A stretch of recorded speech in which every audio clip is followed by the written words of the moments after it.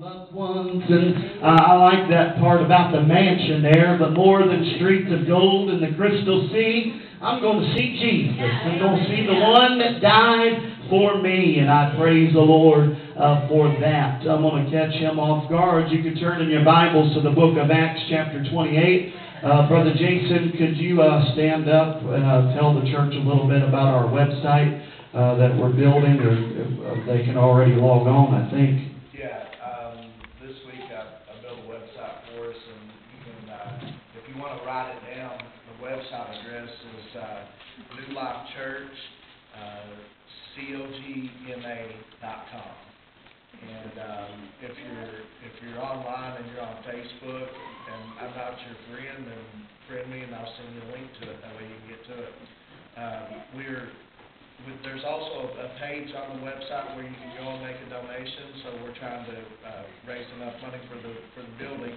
And one of my personal goals this year is to get us enough money where we don't have to borrow any money. So if you guys will help me out with that, it would be much appreciated. And we're going to try to raise, I believe we have about $80,000 left that we're trying to raise. So yeah, I'm going to make it a mission of mine to get that $80,000 within the next 12 months. So if you guys can help me out, I figured it out at 4,000 people, it only costs $20 per person. So if you can find, if we split this up amongst us and there's, 60, 70 people here, that wouldn't be very many people, 4 or 5 people a person, and we could all make it happen where we don't even have to borrow money. So that's one of my missions this year, but get on there, take a look at it, and if you guys have any suggestions or anything that you want me to add to the website, feel more than happy to send me something or let me know what you want me to add to it, and we'll take care of it. Amen. Praise the Lord. And the main reason why I had Brother Jason stand is we're trying to share with you our vision. I'm 29 years old. I can only say this for another week or so.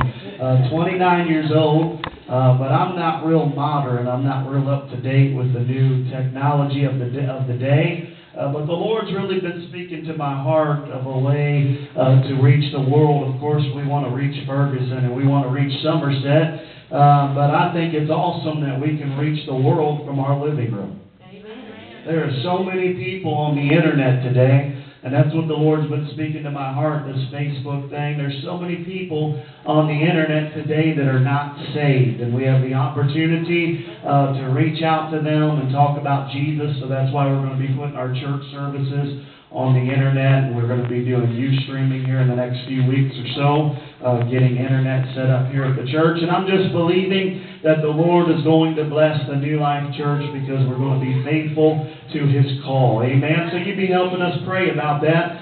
Brother Jason probably has 4,000 friends alone that can send $20 in. Wouldn't that be nice?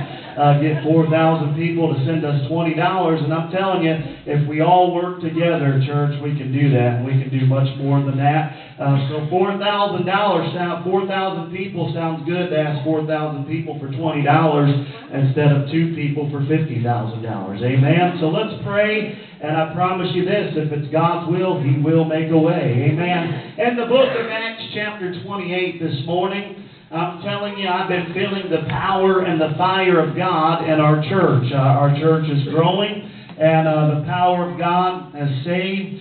We are up to 13 souls now this year alone. The last 2 were not actually in our altars, but they were folks that we talked to, and they're actually here this morning. But there's 13 souls that actually have called on the name of the Lord this year alone. And I've got a message for our church. For me personally, I believe with all of my heart that the Lord is speaking this to me, and so I'm going to try to share it with you the way that I believe the Lord shared it with me. In Acts chapter 28, beginning with verse 1, amen. I want to be one of those Christians that's always on fire, amen. And sometimes we lose our fire and we let down the guard and we allow the enemy to attack us and we blame the devil for everything, but sometimes we're the ones that let down the guard and let the enemy in.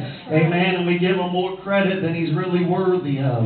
So the Lord's speaking to me, Acts chapter 28, beginning with verse 1. And the word of the Lord reads, "And when they were escaped, then they knew that the island was called Melita.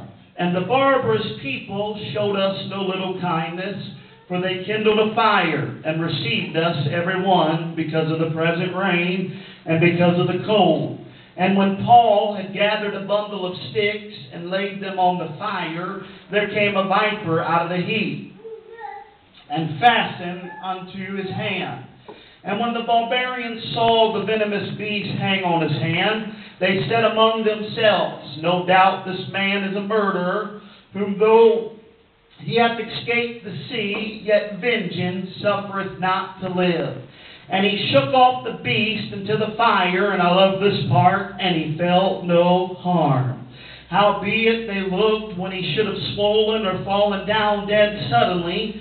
But after they had looked a great while and saw no harm come to him, they changed their minds and said that he was a god." Amen. Could you lift your hands to heaven and just ask the Lord to anoint this preacher another time? I'm nothing without him this morning. Heavenly Father, Lord, I love you and I need you today, God. I need you to share your holy anointed word. Lord, I know that your word is already anointed, God, and I'm not even worthy to preach it. So, Father, I pray again today that you would anoint me to preach it, Lord, the way that I feel that you gave it to me. Speak to our church. In Jesus' name I pray. Amen and amen. Thank you, Lord. Thank you, Lord. I believe that there is nothing in this book that is insignificant. I believe that with all of my heart, that there is nothing in the Word of God that is insignificant. Amen. And I believe that God orchestrated everything in the life of Paul. How many believe that this morning? That God orchestrated everything in the life of Paul. And we must also believe that even the smallest detail is ordained by God. We've got to believe that. In the ministry, I have discovered that some of the most profound truths are in the details of God's Word. Amen. Sometimes you can get a little down. We talked about letting our guard down. Many times when we let our guard down, we're not reading the Word of God the way we ought to be reading the Word of God. We've lost our fire, and our fire begins to dwindle away and go out, or just a little wind can come by and blow the fire out. I want you to know we're preaching this message this morning because I believe with all of my heart that the enemy's mad, that the enemy's roaring, and the enemy is trying to destroy. He's trying to destroy my ministry. He's trying to destroy other ministries in this church. And he may be trying to destroy you this morning. And I don't want just some little wind to come by and blow our fire out. Amen. I'm not interested in it. In this story that we just read, I believe that on this island, God was orchestrating it all with His mighty hand. He was in control, and the Lord Jesus had a plan. I believe with the New Life Church that God is orchestrating it all with His mighty hand, that He's got a plan, and His will be done in our church. But back to the story here. The when of this event is significant this morning. They just survived what had to be one of the most traumatic events of their lives. Caught for weeks in a terrifying storm, and finally shipwrecked on the side of this island. Amen. Where they spend 3 months with barbarians. You see, Paul had been arrested, and he was on his way to trial. Amen. He was on his way to for sure death. Amen. But God put a detour in the life of Paul. Amen. They spent 3 months on this island with pagans, with heathens, with barbarians. Amen. So the when of this event is significant. And someone needs to know this morning that we must come to the place in our lives where we realize that on the other side of the storm, it may not be what I want. It may not be a resort paradise, but it is where God put me, maybe, to be a blessing to others. I'm sure there was that thought in the Apostle Paul's mind, amen, after they had survived the storm and shipwreck. And now here he is on an island where he pretty much cannot get away. And I'm sure that he would have rather been somewhere else after the storm. So we are going to go through storms in life. Some of us may be shipwrecked this morning, but on the other side of the storm, it may not be paradise, my friend. But I tell you this morning that God is orchestrating it all. And you may be a blessing to someone near to you. You may be a blessing to one of your co-workers. You may be a blessing to someone in your family when you're faithful to God. Amen. So realize that it's where God places you. These men could have died from the storm and the waves, but they were alive. God brought them through the storm. Oh, Lord, help me preach this morning.